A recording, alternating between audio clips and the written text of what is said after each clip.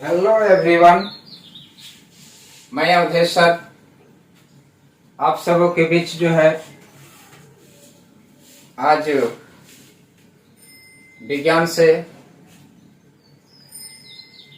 कोशिका के बारे में पढ़ाएंगे। सबसे पहले साथियों आपसे निवेदन है कि किसी भी तरह आपके पास वीडियो पहुंचे तो कृपया मेरे YouTube channel smart science Buxar official को सब्सक्राइब कर दें, शेयर कर दें और लाइक बटन को दबाते हुए ऑल नोटिफिकेशन बेल आइकन घंटी को दबाएं, ताकि जैसा ही वीडियो कोई आपके लोड करूं तो वह सबसे पहले आपके पास पहुंच जाए और आपके बच्चे जो है उसको देखें और सीखें। तो आप लोग शेयर करें, सब्सक्राइब करें। विलंब न करते हुए चलते हैं बोर्ड की तरफ। पढ़ेंगे आज सेल यानी कोशिका।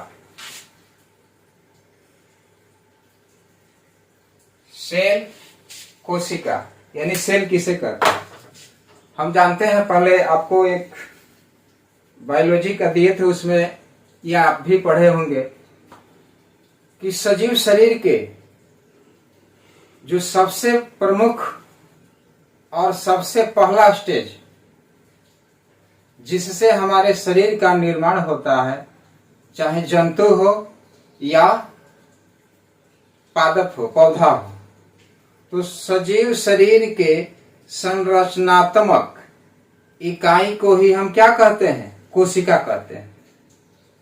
सजीव शरीर के संरचनात्मक इकाई को कोशिका कहते हैं। यानी सबसे पहले जो हमारे सजीव शरीर के शरीर का जैसा ही निर्माण होता है, शुक्राणु से जैसा ही जो है निर्माण की प्रक्रिया शुरू होती है, तो वह सबसे पहला पौधान होता है कोशिका, उसको कहते हैं कोशिका। यानी इसके सिवा हमारे शरीर का निर्माण असंभव है। तो उसी के बारे में आज पढ़ेंगे। तो कोशिका के बारे में जान लेते हैं कि चाहे पेड़ पौधा हो या जीव जंतु, उन सभी का निर्माण किसके सहारे होता है? बोलो, कोशिका। ठीक है, नोट करते जाओ। और आपसे भी मैं कहूंगा, जो भी वीडियो देख रहे हैं, कॉपी कलम निकाल लो और लिखते जाओ, क्योंकि आंसर जो है ब्लैक बोर्ड पर लिखाएंगे तो बहुत लंबा पता चलेगा कि यही वीडियो जो है 2 घंटा का हो गया है। तो कम समय में आपको जो है हम क्वेश्चन सॉल्व करा रहे हैं, इंग्लिश और हिंदी दोनों पैटर्न के माध्यम से। चाहे सीबीएसई बोर्ड के बच्चे हों या हिंदी माध्यम के बोर्ड के बच्चे हों, दोनों के लिए जो है एक साथ एक platform smart science Buxar official के प्लेटफॉर्म से। तो सेल के बारे में हमने बताया, तो वह कोशिका है। इसकी खोज सबसे पहले किसने किया? तो आंसर लिख लो कि कोशिका का खोज सबसे पहले कौन किए थे? Robert Hooke. बोर्ड पर भी आपको दिखाई दे रहा है। रॉबर्ट हुक के द्वारा जो है कोशिका का खोज किया गया। कब? सन 1965 में। कब किया गया? सन 1900। 2 क्वेश्चन, किसने किया? रॉबर्ट हुक ने। रॉबर्ट हुक ने किया। कब किया? सन 1965। अब एक और क्वेश्चन आ सकता है कि सेल के बारे में, यदि हम सेल को ही अध्ययन करेंगे, सेल के बारे में ही, तो सेल के अध्ययन करने की विधि, प्रक्रिया, सिद्धांत को क्या कहा जाता है? ये भी क्वेश्चन पूछ सकता है। तो लिख देंगे कि जब सेल का बारे में अध्ययन जो करते हैं, सीखते हैं, पढ़ते हैं, तो उसको कहते हैं साइटोलॉजी। क्या कहते हैं? साइटोलॉजी। तो चलिए पढ़ते हैं इंग्लिश में। सीबीएसई पैटर्न में पूछता है कि व्हाट इज सेल? कोशिका क्या है? तो देखिए आंसर क्या लिखेंगे? A cell is the smallest smallest unit a cell, एक कोशिका इज स्मॉलेस्ट, छोटी होती है, यूनिट इकाई, ऑफ लाइफ, जीवन की, ऑल द लिविंग थिंग्स यानी सभी जीवित वस्तुएं, सभी जीवित वस्तुएं आर हैं मेड फ्रॉम सेल्स यानी कोशिका का निर्माण करते हैं। यानी सभी जंतुएं जो है, जीवित जंतु हो या चाहे पादप हो, सभी जो अपने शरीर के निर्माण के लिए क्या करते हैं, कोशिका का निर्माण करते हैं। तो वही कहता है कि मेड फ्रॉम सेल्स, कोशिका का निर्माण, जीवित living things, all the living things यानी सभी जीवित रहने के लिए वस्तुएं या सजीव, जीव, ऑर्गेनिज्म, कुछ भी लगा सकते हैं। तो सभी जीवित रहने के लिए क्या करते हैं, मेड फ्रॉम सेल्स, कोशिका का निर्माण करते हैं। तो उस कोशिका को ही क्या कहते हैं, उस कोशिका के छोटी इकाई को ही क्या कहते हैं, और cell is the smallest unit of life यानी जीवन की, जीव की सबसे छोटी इकाई को ही कोशिका कहते हैं। क्लियर? क्वेश्चन है कि type of cell, type of cell यानी कोशिकाएं कितने प्रकार की होती हैं, बोलो। यस, लिख दिया तो बोल दिए, ठीक है। कोशिकाएं दो प्रकार की कोशिका पढ़ेंगे। वन है एनिमल सेल, इसको हिंदी में क्या कहते हैं, जंतु कोशिका। सेकंड है प्लांट सेल, इसको हिंदी में क्या कहते हैं, पादप कोशिका। यानी पौधों में जो कोशिका पाए जाते हैं उसको पादप कोशिका कहेंगे, और जंतुओं में जो कोशिकाएं पाई जाती है उसको क्या कहेंगे, जंतु कोशिका। यानी क्वेश्चन आएगा कि जंतु कोशिका किसे कहते हैं, तो जंतुओं में जो कोशिकाएं पाई जाती है उसे जंतु कोशिका कहते हैं, और पौधों में जो कोशिकाएं पाई जाती है उस कोशिका को क्या कहेंगे, पादप कोशिका। अब देख रहे हैं ये फिगर, तस्वीर देख लीजिए, पिक्चर बनाए हुए हैं। ये जो है दिखाई दे रहा है आपके ब्लैक बोर्ड पर, ये है जंतु कोशिका। क्या है, जंतु कोशिका। और ये जो है डायग्राम जो देख रहे हैं ये है क्या, पादप कोशिका। क्वेश्चन आता है 7th क्लास में, 8th क्लास में कि एनिमल सेल्स का नामांकित चित्र बनाएं, प्लांट सेल का नामांकित चित्र बनाएं। तो आप चित्र बनाकर उसको नाम लिख देंगे, हो गया। 9th 10th के बच्चे जो पढ़ते हैं उसमें इसका परिभाषा भी पूछ सकता है, डिफिनेशन भी पूछ सकता है दोनों के बीच, यानी जंतु कोशिका और पादप कोशिका के बीच अंतर, यानी difference in animal cell and plant cell, यानी दोनों के बीच अंतर भी लिखना है। तो देखिए ये है जंतु कोशिका। क्या है, जंतु कोशिका। जंतु कोशिका के चारों ओर जो भाग दिखाई दे रहा है ना काला आकार का, ये बाहरी भाग होता है जंतु कोशिका के। तो इसको कहते हैं हम क्या, सेल मेम्ब्रेन। यानी सेल मीन्स होता है कोशिका, मेम्ब्रेन मीन्स होती है झिल्ली, यानी इसको क्या कहेंगे, कोशिका झिल्ली। देखिए यहां पर लिखे हैं कोशिका झिल्ली, सेल मेम्ब्रेन यानी कोशिका झिल्ली। बीच वाला भाग देख रहे हैं ये गोलाकार होता है, इसको कहते हैं केंद्रक। क्या कहते हैं, केंद्रक या नाभिक। इसको इंग्लिश में कहते हैं नोकल्स। क्या कहते हैं, नोकल्स। तो जंतु कोशिका के मध्य भाग में जो एक गोलाकार भाग होता है उस स्थान को क्या कहेंगे, केंद्रक। उसके बाद आता है सेल मेम्ब्रेन, कोशिका झिल्ली किसे कहते हैं, तो लिखेंगे कि जंतु कोशिका के बाहरी आवरण, बाहरी भाग को क्या कहेंगे? सेल मेम्ब्रेन, कोशिका झिल्ली कहते हैं।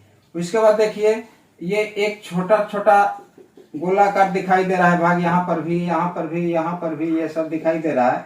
ये है माइटोकॉन्ड्रिया। क्या है? माइटोकॉन्ड्रिया। ये कोशिकाओं के बीच जो है अंडे आकार का रूप धारण करती है, तो इसको कहते हैं हिंदी में सूत्रकणिका। यानी आंसर इसका लिखेंगे कि जंतु कोशिका के बीच एक गोलाकार अंडाकार भाग दिखाई देता है जो क्या कहलाता है? माइटोकॉन्ड्रिया। इसको क्या कहते हैं? माइटोकॉन्ड्रिया। उसके बाद देखो ये कोशिका के अंदर,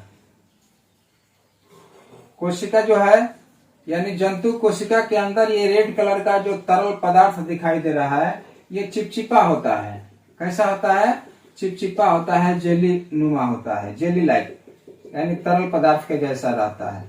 इस तरल पदार्थ को जो यह कोशिका अपना भोजन ग्रहण करती है तो वह खा करके इसको तरल में बदल देती है। तो ये तरल पदार्थ होता है, इसी को कहते हैं क्या? काइटोप्लाज्म। इसको हिंदी में क्या कहते हैं? कोशिका द्रव्य। यानी आएगा कोशिका द्रव्य किसे कहते हैं? तो आंसर क्या लिखेंगे कि जंतु कोशिका हो या पादप कोशिका हो, दोनों में सेम ही परिभाषा चलेगा। जंतु कोशिका के बीच में एक तरल पदार्थ, मटेरियल, तरल पदार्थ दिखाई देता है, प्राप्त होता है। उस तरल पदार्थ को ही क्या कहेंगे हम? काइटोप्लाज्म, कोशिका द्रव्य। उसके बाद देखेंगे जंतु कोशिका में छोटा छोटा छिद्र दिखाई देता है। देखिए कलाकार है ना, ये छिद्र है, गोलाकार है। इसको कहते हैं स्मॉल वोकल। वोकल मीन्स रिक्तिका, खाली स्थान, नली, यानी स्मॉल वोकल्स यानी छोटी रिक्तिकाएं। तो लिखेंगे क्या कि छोटी स्मॉल वोकल का परिभाषा हिंदी में कि जंतु कोशिकाओं के बीच छोटे छोटे खाली स्थान पाए जाते हैं। उस खाली स्थान को क्या कहेंगे? स्मॉल वोकल, छोटी रिक्तिका। तो इस तरह से बारी बारी से सबका परिभाषा पूछेगा तो परिभाषा भी आप दे सकते हैं, फिगर बनाने को देगा, चिप डायग्राम अगर पूछ दिया तो डायग्राम भी दे देंगे। उसी तरह से देखिए ये है क्या? जंतु कोशिका। क्या है? जंतु कोशिका पढ़ा दिया है। ये है पादप कोशिका। क्या है? पादप कोशिका, पादप कोशिका। अब इसमें देखिए सेम जो नाम है इसमें भी है, केवल इसमें एक चीज अंतर क्या है? ये ब्लू कलर जो दिखाई दे रहा है, हरे कलर का मार्कर नहीं था इसलिए ब्लू से ही बना दिया, तो थैंक्स।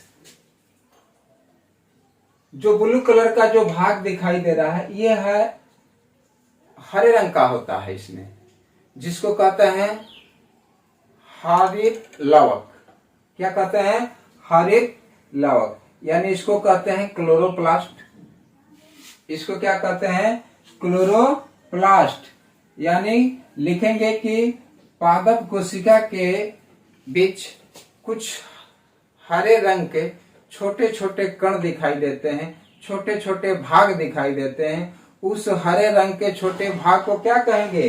क्लोरोप्लास्ट कहते हैं, हरित लवक कहते हैं। ये जंतु कोशिका में नहीं पाया जाता है, ये किसमें पाया जाएगा? पादप कोशिका में। क्यों पाया जाता है? पहले आप पढ़ चुके हैं। क्योंकि हरे रंग की पत्तियां ही क्या करती है? पादप को भोजन बनाती है, जिसको प्रकाश संश्लेषण के माध्यम से आपको पढ़ाए, फोटोसिंथेसिस उसमें बताए थे। तो पादप में जो है हरे रंग का एक प्रकार का भाग दिखाई देता है, उस भाग को क्या कहेंगे? हरित लवक। उसके बाद सेम इसी तरह इसमें देखिए केंद्रक है गोलाकार, इसमें केंद्रक है क्या? यहां पर देखिए केंद्रक है गोलाकार, तो इसमें भी लिखेंगे न्यूक्लियस। यानी पादप कोशिका के बीच एक गोलाकार भाग दिखाई देता है, बड़ा आकार में होगा, तो उस गोलेकार भाग को क्या कहते हैं? नोकल्स कहते हैं। क्या कहते हैं? नोकल्स, यानी केंद्रक या नाभिक कहते हैं। यहीं से इसका सारे आदान प्रदान की क्रिया होती है भोज्य पदार्थों की। यहीं से जो है क्या करते हैं, ये केंद्रक जो है नियंत्रण करते हैं, चाहे जंतु हो या पादप हो। अब देखिए, पादप कोशिका के बीचों बीच बड़ाकार एक आकृति होती है, ये बड़ाकार आकृति होती है। तो यह जो है क्या है, इसको क्या कहेंगे? देखिए यहां लिखे हैं लार्ज वोकल, यानी बड़ी रिक्तिका। जंतु में छोटे छोटे वोकल्स मिलते थे, लेकिन पादप में क्या है, वह बड़ा मिलता है, एक ही मिलेगा, बड़ा मिलेगा। तो इसको कहेंगे लार्ज वोकल, यानी पादपों के बीच एक बड़ाकार खाली स्थान दिखाई देता है। उस खाली स्थान भाग को क्या कहेंगे? बड़ी रिक्तिका, यानी रिक्तिका कहेंगे, वोकल्स कहेंगे। हो गया? यानी पादपों के बीच एक बड़ाकार खाली स्थान पाया जाता है, उस खाली स्थान को क्या कहेंगे? Large vocal. ओके, इसमें देखिए काइटोप्लाज्म, जो इसमें भी चिपचिपा द्रव पदार्थ पाया जाता है, उसको कहते हैं काइटोप्लाज्म, यानी उसको कहते हैं कोशिका द्रव्य। जैसे सेम आप जंतु कोशिका में पढ़े, उसी तरह से इसमें भी इसका आंसर लिख सकते हैं कि जिन कोशिकाओं के बीच एक जेली नुमा, यानी तरल पदार्थ नुमा, तरल पदार्थ, यानी जिन कोशिकाओं के बीच एक चिपचिपा द्रव पदार्थ की प्राप्ति होती है, उस चिपचिपे पदार्थ को क्या कहेंगे? कोशिका द्रव्य कहते हैं या काइटोप्लाज्म कहते हैं।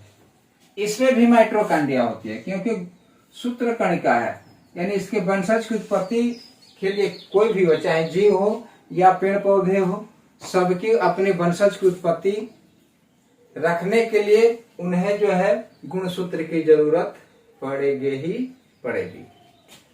ठीक है, तो अब यह है माइटोकॉन्ड्रिया। इसमें भी लिख देंगे कि पादप कोशिका में एक या छोटे छोटे अंडाकार का भाग दिखाई देता है, उस अंडाकार भाग को ही हम माइटोकॉन्ड्रिया या सूत्र कणिका कहते हैं। ये हो गया। अब देखिए कोशिका भित्त, जंतु सेल में कोशिका भित्त नहीं होता है, लेकिन पादप कोशिका में कोशिका भित्त होती है। पेड़ पौधे देखते हैं ना, जो उसका बाहरी भाग रहता है वह एपिथेलियमी ऊतक होता है, लेकिन कोशिकाओं के बीच जाइएगा तो एक दीवार रहती है चारों तरफ से, इसको सुरक्षा प्रदान करने के लिए। तो चारों तरफ से जो काला आकार का दीवार दिखाई दे रही है, काला आकार का, इसी दीवार को हम कहते हैं सेल वॉल। क्या कहते हैं? Cell wall. यानी पादप कोशिका के बाहरी भाग को क्या कहेंगे? कोशिका भित्त कहते हैं। ये कोशिका भित्त जंतु कोशिका में नहीं पाया जाता है, पादप कोशिका में कोशिका भित्त पाई जाती है। कोशिका भित्त इसको क्या करती है? सुरक्षा प्रदान करती है। अब देखिए यहां पर भी है सेल मेम्ब्रेन। कोशिका भित्त के पीछे, भीतर, कोशिका भित्त के भीतर यानी अंदर, इनर में क्या होता है? एक झिल्ली नुमा आकृति दिखाई देती है, कोशिका झिल्ली।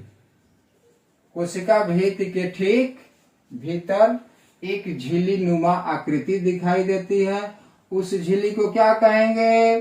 कोशिका झिल्ली, यानी सेल मेम्ब्रेन। क्लियर? हरित लवक पढ़िए लिए हैं। तो इस तरह से जंतु कोशिका और पादप कोशिका के बारे में चित्र भी बनाएंगे, परिभाषा भी देंगे। और इसके बाद देखिए सीबीएसई पैटर्न के बच्चे अगर पूछता है कि cell membrane, what is cell membrane, कोशिका झिल्ली क्या है, तो लिखेंगे क्या कि देखिए क्या लिखा है, the thin outer covering of the cell is called cell membrane, यानी थिन पतला, आउटर माने बाहरी भाग, कवरिंग माने आवरण, ऑफ द सेल कोशिकाओं के, यानी कोशिकाओं के बाहरी पतले आकार कवरिंग आवरण को क्या कहेंगे, सेल मेम्ब्रेन, कोशिका झिल्ली। यानी पूछ सकता है तो व्हाट इज सेल मेम्ब्रेन, कोशिका झिल्ली क्या है, आंसर लिख सकते हैं आप बेहिचक कि the thin outer covering of the cell, यानी थिन माने पतला, आउटर माने बाहरी भाग, कवरिंग माने कवर किया हो, आवरण ढका हुआ हो, ऑफ द सेल कोशिकाओं का, उसको क्या कहेंगे, सेल मेम्ब्रेन। यानी कोशिकाओं के बाहरी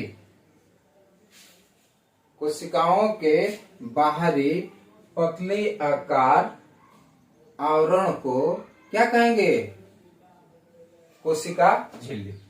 ओके, चलते हैं काइटोप्लाज्म।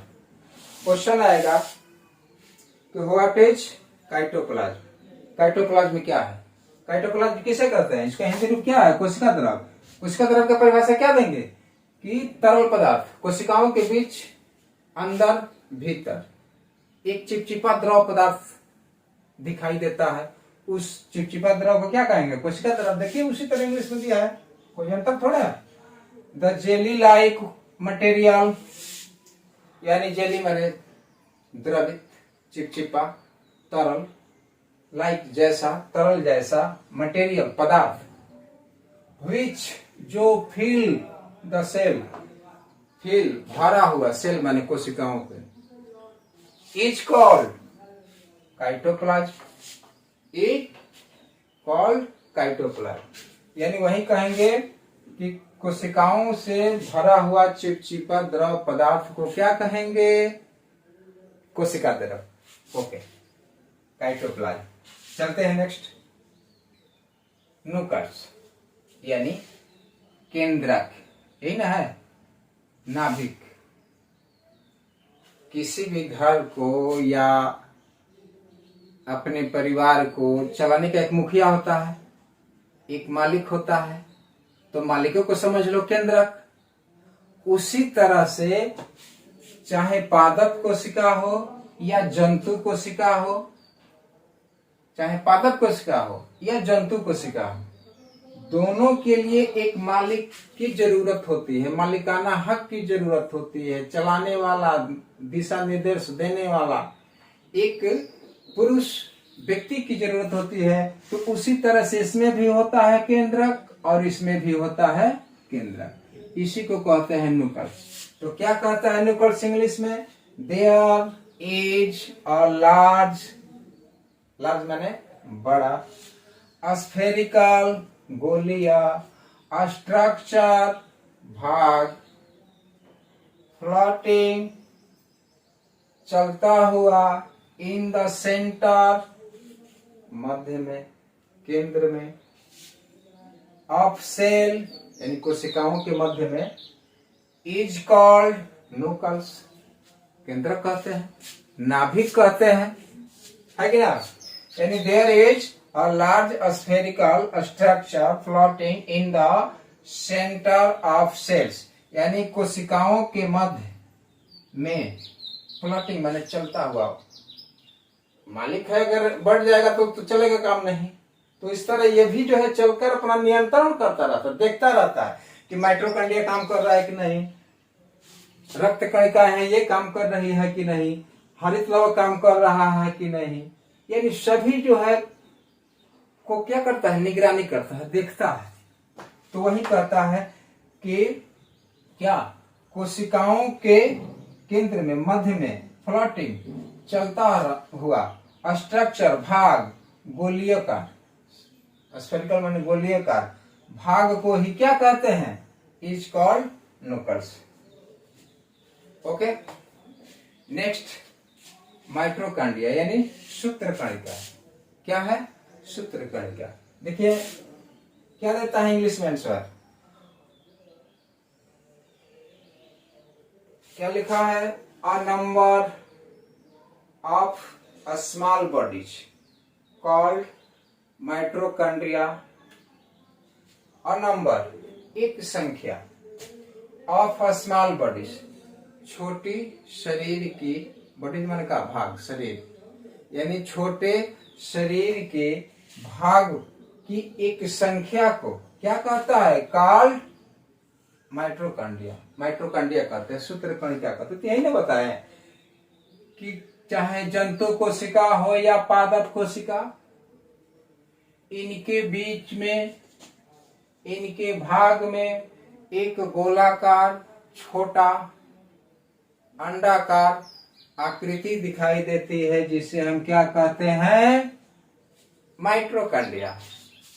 तो वही कहता है, क्योंकि माइटोकॉन्ड्रिया क्या करता है, वंशज की उत्पत्ति में अपना योगदान करता है। तो वही कहता है, cell is called nucleus, sorry यहां पर थे ना, mitochondria are also present in the cell, यानी सभी कोशिकाओं में क्या रहती है, प्रेजेंट रहती है। यानी चाहे जंतु कोशिका हो या पादप कोशिका हो, सभी कोशिकाओं के बीच मध्य में ये क्या करती है, प्रेजेंट रहती है, मौजूद रहती है। कौन सी, माइटोकॉन्ड्रिया।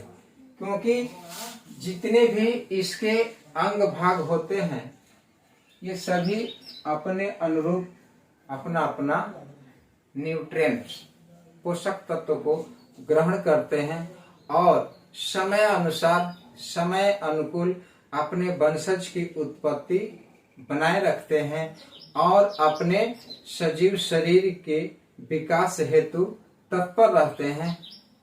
तो ये है कोशिकाओं का योगदान, चाहे हमारा शरीर हो, आपका शरीर हो, पेड़ पौधे का शरीर हो, जीव जंतु का शरीर हो, जानवर कोई भी प्राणी हो, कीड़े मकोड़े है, यानी सबके अंदर क्या है, कोशिका। कोशिका का ही निर्माण सबसे पहले हमारे शरीर के विकास के लिए, जन्म के लिए कोशिका का ही महत्वपूर्ण भूमिका होती है। तो इसीलिए कहता है कि a cell is the smallest unit of life, all the living thing are made from cell. यानी सजीव शरीर के संरचनात्मक इकाई को क्या कहेंगे, कोशिका कहेंगे। क्या कहेंगे, कोशिका कहेंगे। तो ये हो गया कोशिका, जंतु कोशिका, पादप कोशिका।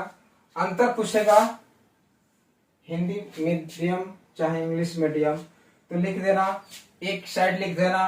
देखिए इस तरह से आकृति बना दिया है, जगह नहीं था इसलिए सॉरी, ब्लैक बोर्ड थोड़ा छोटा है, इसी पर काम चला रहे हैं।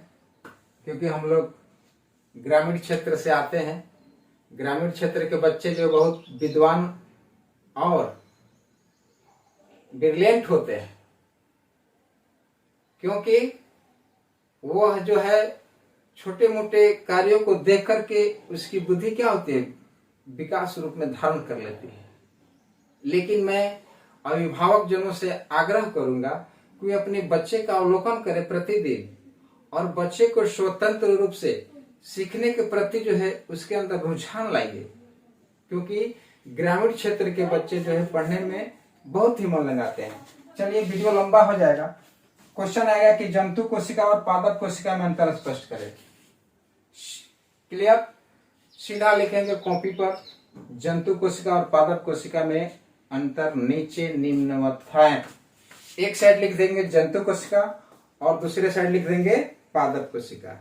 नंबर 1 जंतु कोशिका में लिखेंगे कि जंतु कोशिका में कोशिका झिल्ली पाई जाती है। जंतु कोशिका में कोशिका झिल्ली पाई जाती है, जबकि पादप कोशिका में बाहरी भाग क्या पाया जाता है, कोशिका भित्त पाई जाती है। तो देखिए जंतु कोशिका में कोशिका झिल्ली पाई जाती है, पादप कोशिका में कोशिका भित्त पाई जाती है। जंतु कोशिका में हरित लवक नहीं पाया जाता है, पादप कोशिका में हरित लवक पाया जाता है। नंबर 2 हो गया। जंतु कोशिका में लाइसोसोम नहीं पाया जाता है, लाइसोसोम नहीं पाया जाता है, जबकि पादप कोशिका में लाइसोसोम पाया जाता है। नंबर 3 क्या लिखेंगे? जंतु कोशिका अपना भोजन, ये जंतु कोशिका अपना भोजन किससे बनाती है? ग्लाइकोजन एंड वसा से प्राप्त करती है। जंतु कोशिका ग्लाइकोजन और वसा से प्राप्त करती है, जबकि पादप कोशिका में नंबर 4 लिखेंगे कि पादप कोशिका अपना भोजन मंड या स्टार्च से प्राप्त करती है। पत्तियों में मंड पाया जाता है ना, स्टार्च होता है ना, पहले वीडियो में बता चुके हैं। तो पादप कोशिका जो है क्या करती है? अपना भोजन मंड या स्टार्च ले प्राप्त करती है। 4 वो काफी है, 4 काफी होता है। जंतु कोशिका वृत्ताकार पाई जाती है, पादप कोशिका आयताकार होती है। यानी जंतु कोशिका वृत्ताकार और पादप कोशिका आयताकार होती है। ये अंतर लिख देंगे। तो मिलेंगे अब नेक्स्ट वीडियो में। अब यहीं से अपना वीडियो जो है समाप्त करते हैं और आपसे आग्रह करते हैं कि इस चैनल को सब्सक्राइब करें, शेयर करें, ताकि आपके जैसा दूसरा बच्चा भी सीख पाए। कहीं से वीडियो आपको मिल गया, कोई दिक्कत नहीं, कहीं से आपको मिला, आप मेरे चैनल को सब्सक्राइब कर दें और वीडियो को शेयर कर दें। अपने अपने रिलेशन में, अपने अपने